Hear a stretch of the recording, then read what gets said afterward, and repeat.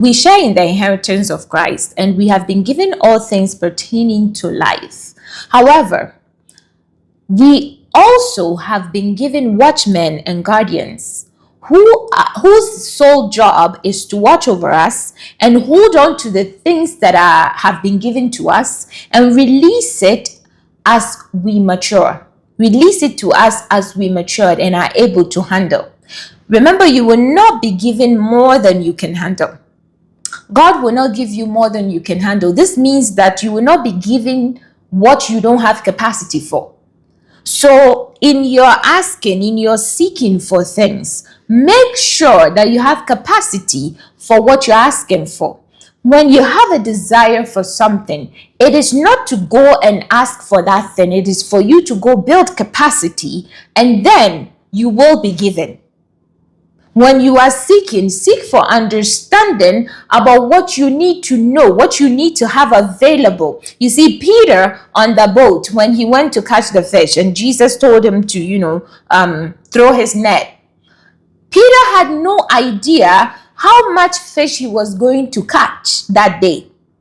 So he threw the net, and the Bible says he could not even bring it back into his boat. The boat began to almost like sink. He had to call for reinforcement, call for backup help. So if John and his family were not available to help him, I'm pretty sure they would have either had to let go the fish or they would sink along with it.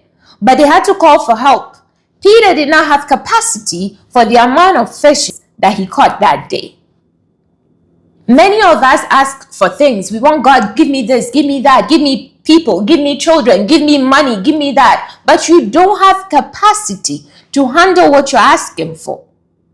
When God stirs up a desire in you, maybe God is calling you into ministry. You're not supposed to start thinking numbers right away.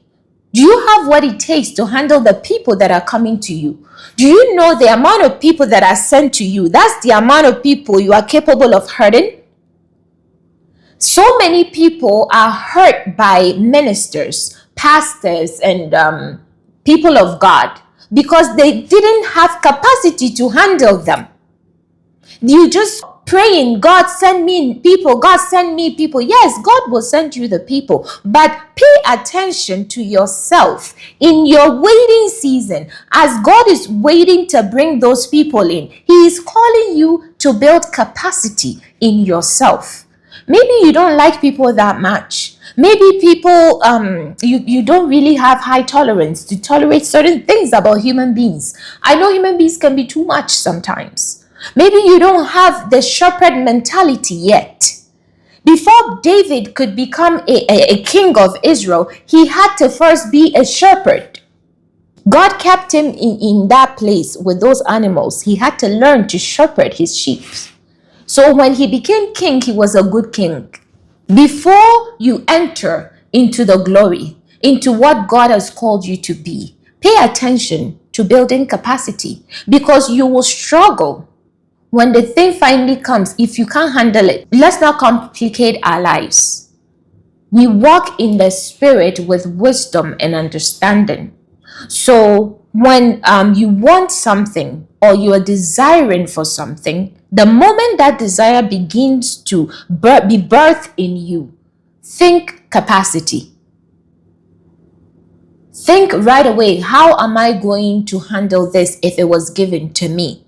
The Israelites wanted Canaan, the land flowing with milk and honey. What they did not know was that there were giants in the land, that they had to fight. They didn't know there were giants there that they were going to have to face. God built capacity in them in the wilderness. Though in the time of the wilderness, it didn't feel good. They were struggling and they wanted out. During that time, God was building capacity so much so that He was stretching them so much so that when you enter into the land and you meet the giants, you're not going to run back and say, I'm going back to Egypt.